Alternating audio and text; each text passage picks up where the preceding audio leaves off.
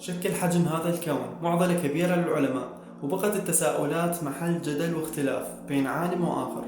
ومن هذه التساؤلات: هل حجم هذا الكون ثابت؟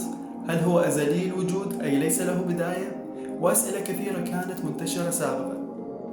عندما أطلق عالم الفيزياء الألماني أينشتاين النظرية النسبية في الزمان والمكان عام 1915، واللي غيرت مفاهيم الفيزياء عن الكون، كان أينشتاين يعتقد أن الكون ثابت ومستقر، وبناء على هذا الاعتقاد أضاف أينشتاين ثابت لمعادلة النسبية العامة حتى تتفق مع المفهوم اللي كان يعتقده أينشتاين بأن الكون ثابت وما يتغير.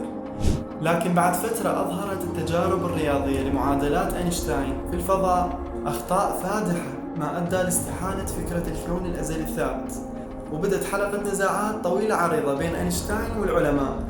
من جهة محاولة أينشتاين بتبرير الفكرة الموروثة بسكونية الكون، ومن جهة ثانية طلب العلماء تفسير علمي من أينشتاين للاختلافات اللي ظهرت بالتجارب الفيزيائية. ما راح نخوض وندخل بكل هاي التفاصيل لأن الفيديو راح يصير ساعة مو كم دقيقة، لكن خل أحكي لكم وين صفوا الجماعة. انتهت هاي النزاعات بأن هذا الكون ذو طبيعة ديناميكية غير ثابتة، مما يعني أن الكون يتمدد ويتسارع.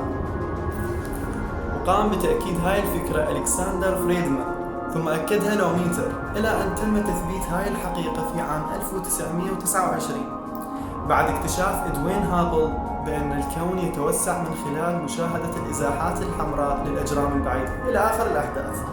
وبذلك نفوا اعتقاد أينشتاين في أزلية الكون، وكذلك الثابت اللي حاول يبرهن به أينشتاين استقرار الكون، واللي صرح فيما بعد بأن هذا كان أكبر خطأ ارتكبه أينشتاين بحياته.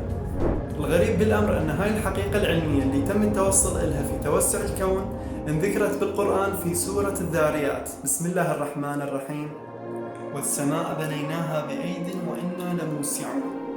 سابقا ما كان أحد ملتفت لموضوع توسع الكون نظرا لقلة التطور العلمي بذاك الوقت، فتم تفسير معنى التوسعة هنا على أنه الله واسع الرزق في هذا الكون، وفعلا الله واسع الرزق. لكن بعد اكتشاف هاي الحقيقة اتضح أنه هاي الآية قد تحمل تفسير مختلف، بالأخص مع وجود قرينة السماء، واللي تعني بلغة العرب حرفيا الفضاء أو الفلك حسب القرائن اللي فهموها آنذاك. من إعجازات هاي الآية أنه جميع التفاسير اللي تقبلها هي تفاسير مقبولة وصحيحة، وكأنه الله سبحانه وتعالى واسع الرزق من فضائله أنه سهل مظاهر الحياة للإنسان، وما كان من الممكن أن تصير الحياة وفق المنطق اللي يدعي الملحد أنه يؤمن به. وهم راح نتطرق بالفيديوهات الجاية شنو هاي الإعجازات الإلهية لنشوء الحياة.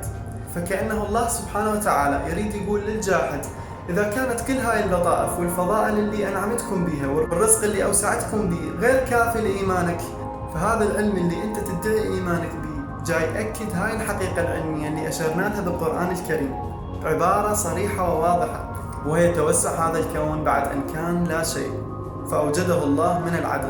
وهمك حقيقة علمية إلها علاقة ببداية الكون، كذلك أشار لها القرآن بآية قرآنية راح نوضحها بالفيديو الجاي إن شاء الله.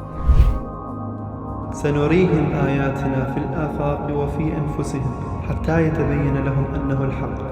أولم يكف بربك أنه على كل شيء شهيد.